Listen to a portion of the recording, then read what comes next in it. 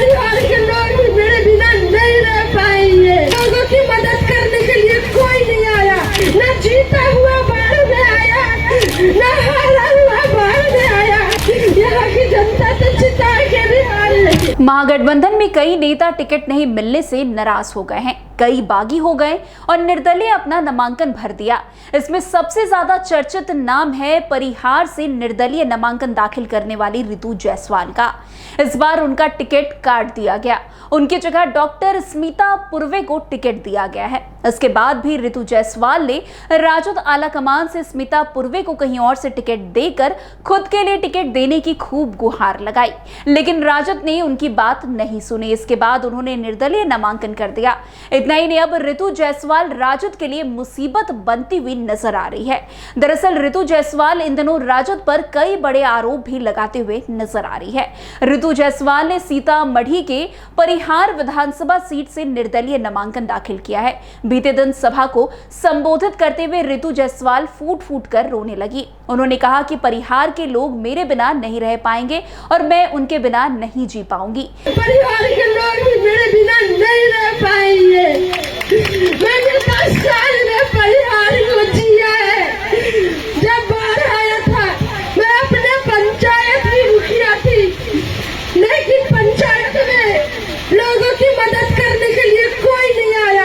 न जीता हुआ विधायक को देखा मैंने, न जो हार के गए थे रामचंद्रपुर में जी उनको भी नहीं देखा मैंने। नहीं बोला, यहाँ के लोग तो ठगे गए हैं। न जीता हुआ बाढ़ में आया, न हारा हुआ बाढ़ में आया। यहाँ की जनता तो जिता के भी हार गई।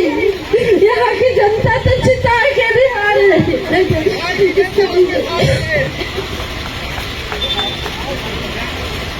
मेरी पंचायत में बाढ़ आई थी, कभी विधायक पूछने तक नहीं आए।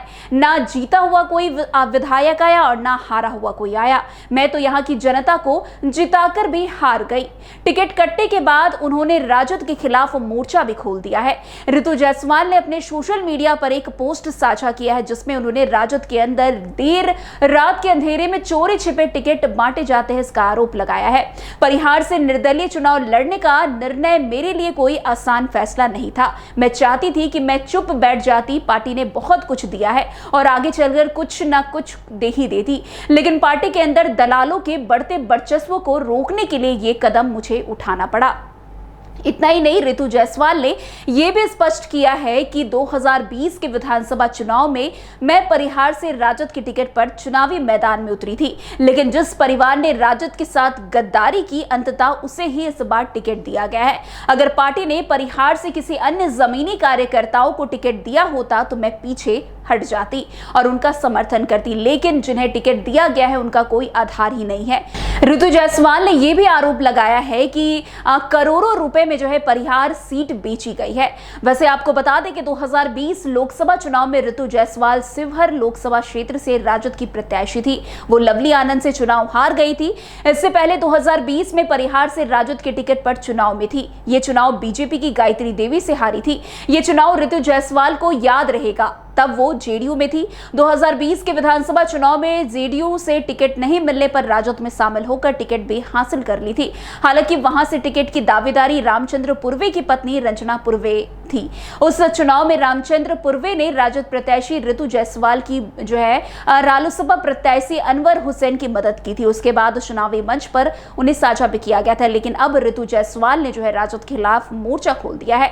वैसे आपको बता दें 2024 लोकसभा चुनाव में ऋतु जायसवाल शिवहर लोकसभा क्षेत्र से राजद की प्रत्याशी थी। वो लवली आनंद से चुनाव हार गई थी। इससे पहले 2020 में परिहार से राजद के टिकट पर चुनाव में थी। ये चुनाव बीजेपी की गायत्री देवी से हारी थी। ये चुनाव ऋतु जायसवाल को याद रहेगा, तब वो जेडीयू में थी। 2020 के विधानसभा चुनाव में जेडीयू से टिकट नहीं मिलने पर राजद में शामिल होकर टिकट भी हासिल कर ली थी। हालांकि वहां से टिकट की दावेदारी रामचंद्र पुर्वे की पत्नी रंजना पुर्वे थी। उस चुनाव में रामचंद्र पुर्वे ने राजद प्रत्याशी ऋतु जायसवाल की बजाय रालोसपा प्रत्याशी अनवर हुसैन की खूब मदद भी की थी। उनके साथ चुनावी मंच भी साझा किया था, लेकिन अब ऋतु जायसवाल ने मोर्चा खोल दिया है। अब सबकी नजरें सीतामढ़ी की परिहार की सीट पर है। जनता किस पर कब भरोसा जताएगी ये देखना काफी दिलचस्प होगा। तो आज की इस खबर में बस इतना ही। अन्य खबरों में हमारे साथ ऐसे आगे बने रहे और देखते रहे। तब तक के लिए NBC 24 धन्यवाद।